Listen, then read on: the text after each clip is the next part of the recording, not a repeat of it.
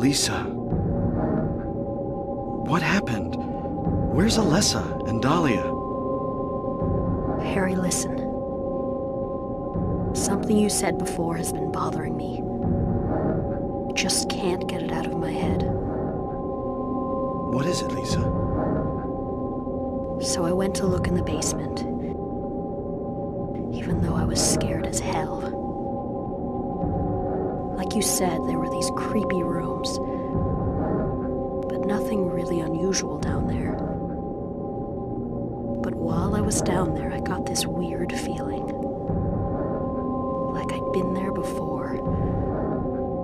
Like something happened there, but I can't quite remember somehow. What was it? Harry, help me. I'm so scared. I can't take this. It's only a temporary thing.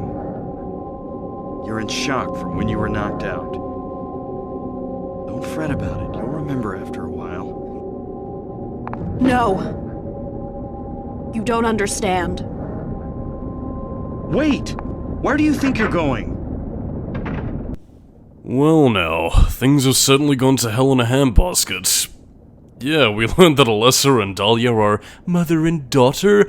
Lisa seems to be very disturbed by what she found in the basement.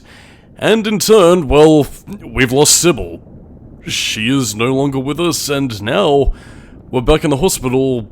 And despite the fact that the infection of the other world is spreading, but now everything seems to have gone completely haywire. Well, I suppose there's no beating around the bush anymore. I mean, after all, we don't have a map of this place, so I think it's about time I welcome you, ladies and dudes, to nowhere. The other world has now completely taken over, and Alessa is no longer in control. But it seems that we are being summoned.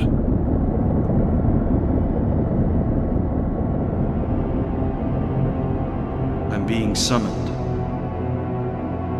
What happened in this town? What could be making things like this? I have a feeling if I take the elevator down, I'll find it. Cheryl. Oh no, if there was ever an indication to tell you that we're at the final stretch of the game, it would be this, but yeah, as you can no doubt tell, as Nowhere leads us down to a very familiar looking area. To kind of describe what Nowhere is, for viewers who aren't really familiar with Silent Hill, or, well, I guess a lot of my horror commentaries in general, think the End of the World segment from Kingdom Hearts, which, in a rather bizarre turn of events, actually did take inspiration from Silent Hill's Nowhere, so yeah, if you remember at End of the World in Kingdom Hearts 1, you know, where a bunch of the different worlds Sora traveled to were all sort of mashed together in one bizarre non-Euclidean location of nightmarish proportions, yeah, that's pretty much what Nowhere is, except, well, taken to its logical extreme in terms of, you know, blood, rust, hell, and, well, all structure falling to entropy, and we're pretty much just left to sort out the pieces with random chaos, and as you can no doubt tell, since this is Alessa's nightmare that we are currently living in, well, there's really not much for us to do except for sorting through the pieces of her shattered memories, so yeah. And as I mentioned beforehand in the Alchemilla Hospital, which is, I'd say, our primary basis for what we're going to be exploring throughout this area, it is technically part 2 of all the puzzles that we couldn't solve beforehand, as well as a few, you know, key items that we can grab here, as well as some new items that will, I guess, to sort of bring it into brass tacks here. I don't think you're hearing some creepy laughter just yet, or we might do. Actually, I think you might have heard it just then, but I talked over it. Like a rambling dumbass. But yeah, areas lead to unique locations throughout the game that don't really make a lot of sense, but you do get to interact with a lot of items that Harry said, oh, I can't use this now. I guess there's no purpose to it, I better leave it alone. Until now, when we see the clock hand with a key in it.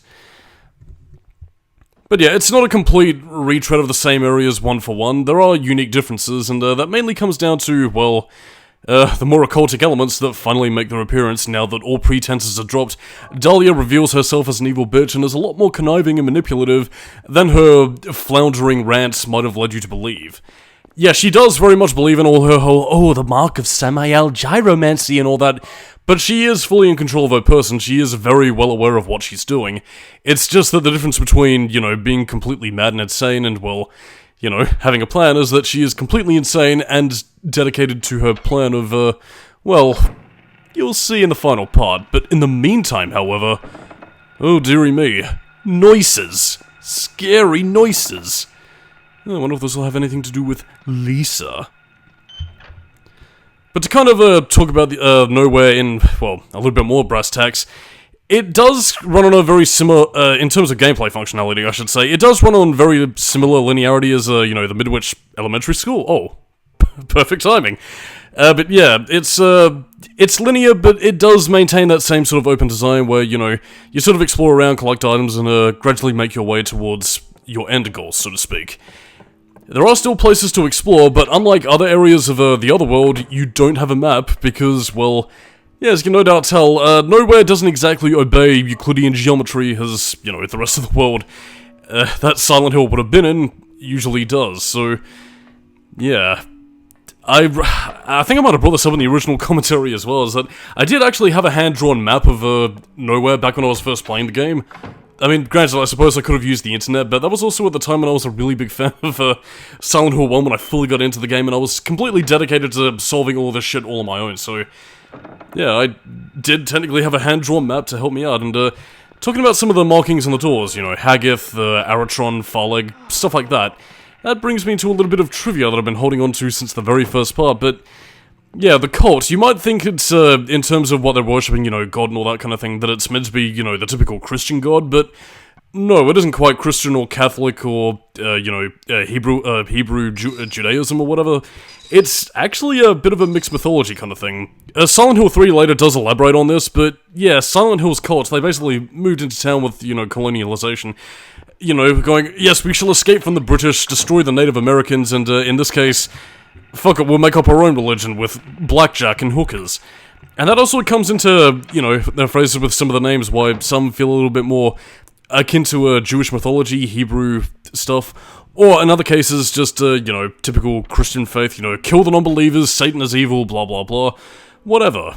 And also the additional little detail of Silent Hill Origins that they had actually brought in a demon via the Flauros that, well, they ended up worshipping as a god.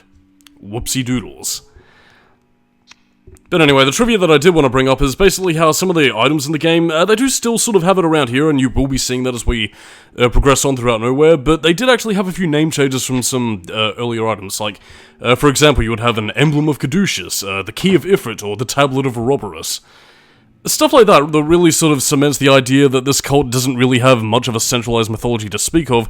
They just sort of made it up as they went along, and Silent Hill's spiritual power ended up giving power towards a lot of their beliefs and ideals, which, you know, point in favor to the whole Silent Hill is technically, a psychological horror, but not quite in the trite, oh no, a sad man enters a sad town and then gets scared boo and then dies and then he can go now.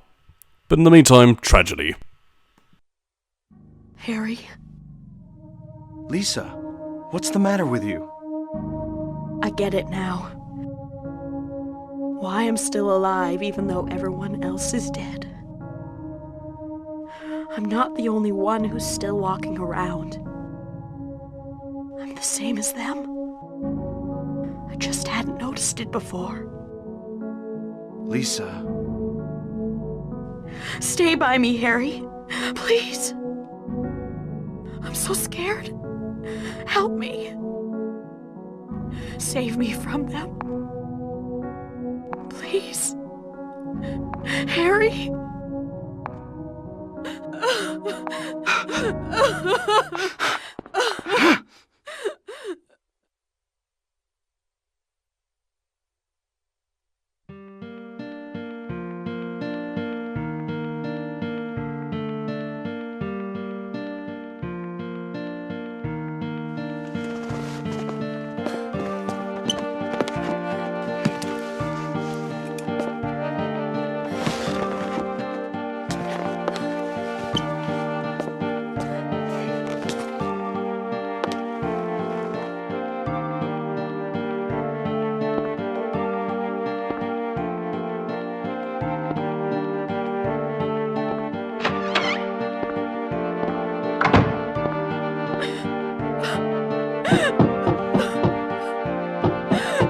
Lisa.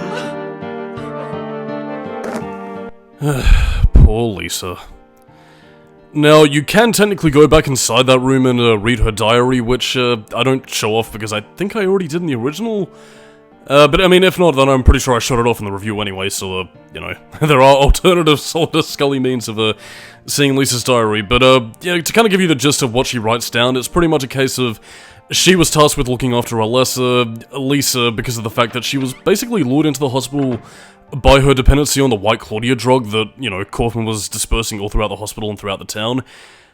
Yeah, a lot of its heightened psychic influences basically allowed her to see a bit of Alessa's nightmare seeping through, and because Lisa was the one woman kind enough to stick with her for the 7 years that she was trapped in the hospital basement, well, yeah, that pretty much tells you all you need to know. Alessa took pity on Lisa and allowed her to maintain the vestige of her humanity, but now that she's no longer in control of the other world, yeah, everything's going a bit crazy, and Nowhere pretty much revealed what Lisa actually is, which is the puppet nurses. In a rather creepy fashion, actually, because it does kind of go to show a bit of a thought that I've had, and it's not the sort of thing which I feel is technically canon, but was probably something ticking away in at least Kichiro Toyama's mind, since this sort of thing did kind of rear its head in with games like Forbidden Siren, but yeah, the whole idea that, you know, the parasites are caused by ingesting White Claudia and the psychic TV drug, and that perhaps this was merely the result of the fact that, again, the drug fed the parasite that gradually grew out of its host, and they were meant to be a direct connection to God. In other words, that they would have obeyed, well, I suppose they basically would have been obeying the will of their master. In this case, it would have been Alessa, or I guess potentially Alessa or potentially God itself, so in the sense that they want their God to be born, and ensuring that, well, yeah, God could be born in this world. Which is a bit of a spoiler in and of itself for upcoming plot points that are there toward the end of the game as we finally see what the culture are all about, but yeah, that whole Grim Reaper's list thing, type in alert and that's pretty much how you access the sad Lisa dun dun dun dun room. But all that aside though, nothing really to worry about with Lisa. We've lost yet another friend and yeah, I mean there's a lot of characters who actually do try and portray Lisa sympathetically, but I do kind of like Silent Hill Origins for sort of dispelling that whole thing. Like, I mean, again, it's obvious that she did have her lighter side, but at the same time, though, like, I mean, again, as Travis experienced in Origins, this woman was, you know, very erratic, and one of the symptoms of psychic TV is that, you know, there's memory loss. There is also very erratic behavior from those who take it, and I feel like Origins did a much better job at highlighting that. I mean, you do sort of see it with Harry in this game herself, with, you know, Harry witnessing Lisa having her eye twitch when she first awoke in the Nowhere portion of the game. I don't know, it's, it gives her a lot of character depth. Like, I mean, again, she is innocent of all that's going on, but at the same time, well, much like a lot of people here, they were basically roped into events that nobody could have prevented, and, well, at the end of the day, it's pretty much all Dahlia and the cult's fault. I mean, I think I did sort of bring it up earlier on with, you know, the whole, was Kaufman fully aware of the cult's powers, and again, I suppose if we ought to take Silent Hill Origins into account, he was, but I suppose he probably wasn't aware of the time frame of the whole thing. I mean, we will see towards the end of the game that there was a reason why, you know, they were anticipating Harry and Cheryl's arrival in Silent Hill, so I guess maybe Kaufman wasn't really expecting Dahlia to move the pieces on her own, because, well, I mean, let's just say, one whose desires are of earthly pleasures and the others of the promised land and paradise and all that, well, it's a fragile alliance at best. And that's all I'm gonna say for now. Let's see more about Farleg and the movies. But yeah, I mean, I guess maybe to further dissect about Alessa's character, since this chapter seems to be pretty much all about Alessa these days. Yeah, her lack of communication skills, as you could no doubt tell in the previous part right at the end where she did actually speak with Dahlia, voiced by Sandra Wayne, who was also Cheryl's voice actor, hint hint. Yeah, she clearly did have communication skills, but, it's quite curious. I mean, without giving the game away ahead of time, it's obvious that she is keeping Cheryl at the center of, you know, all that was going on, at least before the other world spiraled out of control. But just, how big was her distrust of adults, and since she had Cheryl with her, in every sense of the word, would her distrust of adults have prevented her from talking to Harry, who she otherwise would have known would be a good guy? or at least potentially susceptible to Dahlia's whims? I don't know. I mean, again, when you sort of take Travis Grady into account, it makes sense as to why she'd be a bit cold with him, since, you know, yeah, he was a complete stranger and an outsider to these events, and she probably didn't know if she could trust him effectively, but I don't know, Harry, similar to Travis, does seem to be more on the straight and narrow, so why she didn't exactly consider that is anyone's guess. I mean, I suppose from the Silent Hill 1 perspective of everything, it might just simply be a case of, you know, they just sort of saw Alessa as being distrustful of everybody, which would make some degree of sense, but I don't know. Much like this mysterious hissing sound that goes eeeeee. It just leaves me wondering, to be honest, but do make sure to collect all of these items, because you will need them. And it also brings us to one of our few examples of an instant death trap once we enter the kitchen. But I will save that for later. I've got to stop doing these filler laughs, because all they're doing is just wasting time. You could be having to talk about interesting things. And to further talk about Nowhere in terms of its navigation, I did mention that I did actually have a hand-drawn map that I actually made in real life in order to navigate this area, but again, I don't know if this is just a factor of, you know, playing the game a lot to memorize which doors are jammed and which doors lead you to where you need to go. But I do think, again, given its, you know, its linear but open design structure, similar to Midwich Elementary School, and, you know, something that games like Silent Hill 2 would hone to perfection, really, is that you should never find yourself getting too lost in this area, but there are still a few aspects where, you know, you might find yourself doubling back or trying to find the correct route in order to get to where you need to go, but I don't know, eventually as you gather a few more items, you will gradually open the place up a little bit more and eventually find out where you have to go, and again, as I mentioned all the way back in the earlier parts of the commentary, very much in that traditional sort of RPG dungeon kind of structure. You're gradually making your way naked in the dark, but eventually you'll find your way through and, yes indeed, the destination, the treasure, so to speak, being our dear little Cheryl, will bear fruit. And finally, now that we have the screwdriver, we can finally see what's down here. Well, behind the plate. Which does make me wonder, was this, I mean, you're gonna be seeing in a second anyway, but was this key there to begin with, and why was it basically being the circuit that was linked with a... I don't know, but basically this means that we gotta find our way down to the basement. Not quite an easy task as it seems, given that we're in nowhere right now, and navigation and geometry go the way of the dodo, so yeah. I don't know, but basically if you thought it was scary beforehand and you could use the elevator to go between floors, well, now you gotta do it in complete darkness, and it's also where we actually get introduced to another enemy that we otherwise wouldn't see. Yes, we get to see the evolved form of the Stalkers. In this case, basically growing up from those, you know, little shadow dudes into, well, childlike shadow dudes that are pretty much the Grey Children with all their textures taken away. Same attack patterns, same animations. So yeah, everybody wins. You know, American viewers get the Grey Children, but they get less mumblers, and PAL users get the mumblers even more so, but then we also get the Grey Children via the Stalkers. It's win-win.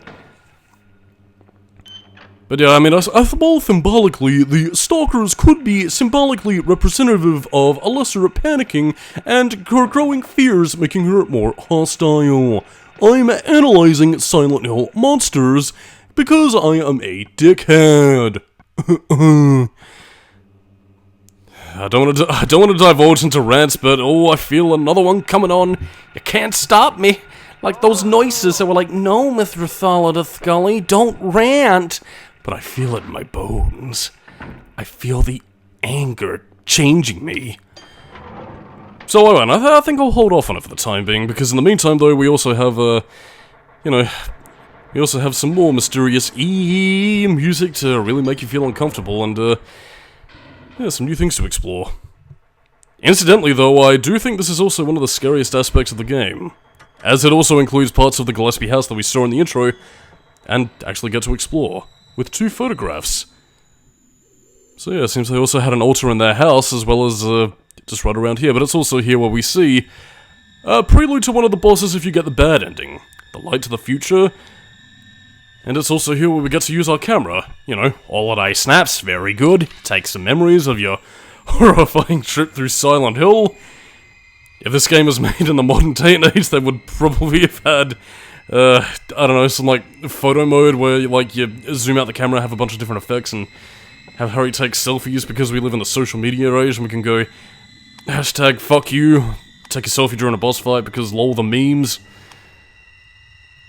But yeah, follow the patterns on the illuminated picture and you shall find your way. Or not. It's all just a little bit mysterious.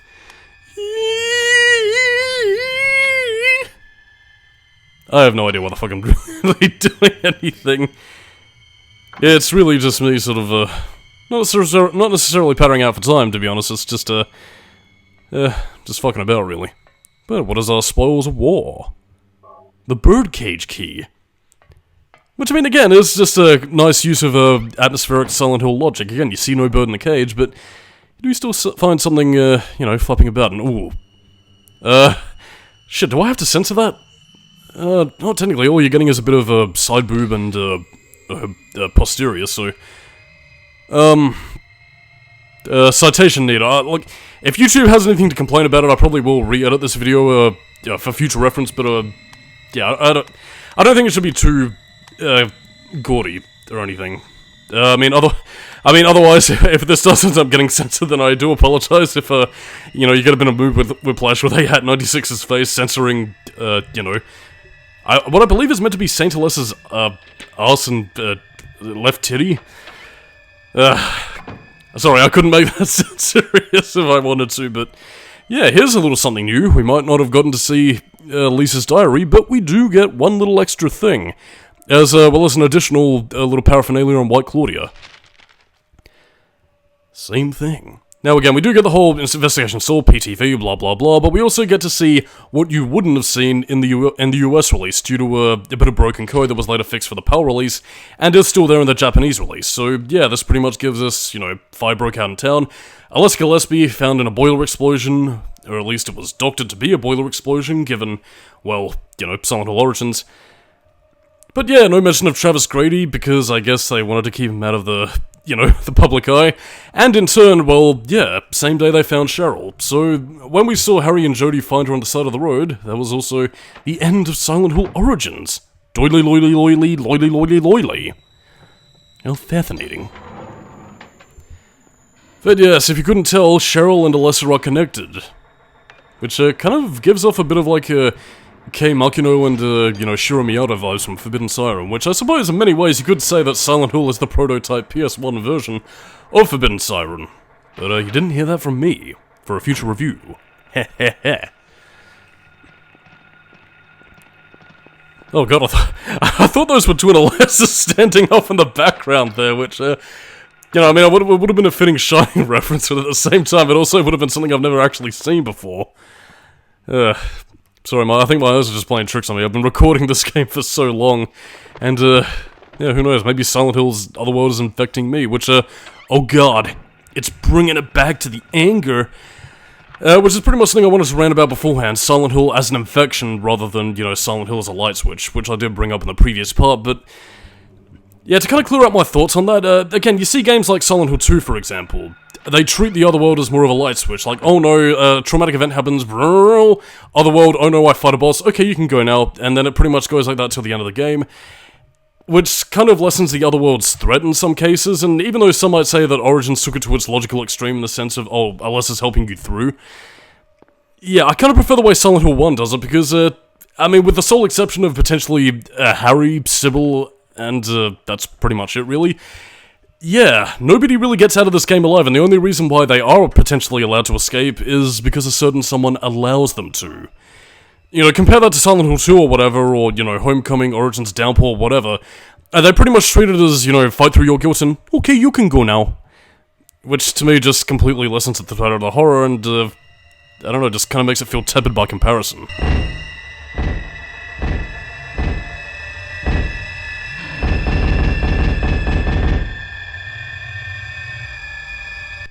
And that, my friends, was the one jump scare in the game that you would have gotten if you didn't place the Ring of Contract and just nixed the Dagger of Melchior sight unseen.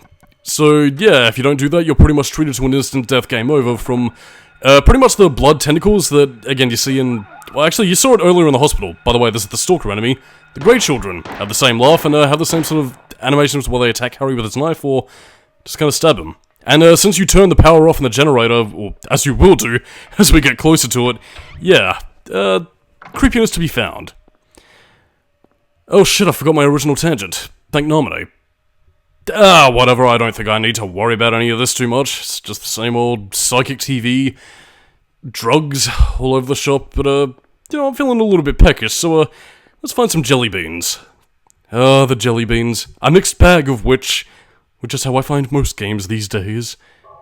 And without knowing what's exactly inside, was Harry just genuinely hungry enough to pick them up? Because, I don't know, he doesn't seem to want to pick up anything else, I don't know, I guess maybe Harry Mason just really likes jelly beans.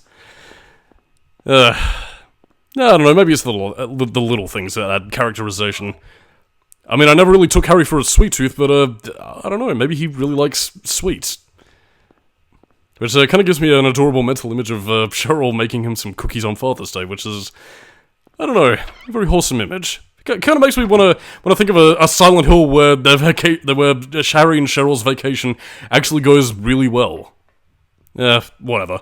On that note, I am Solidus-Skully, keep it new metal, and here is the hospital videotape, perhaps as it was meant to be seen.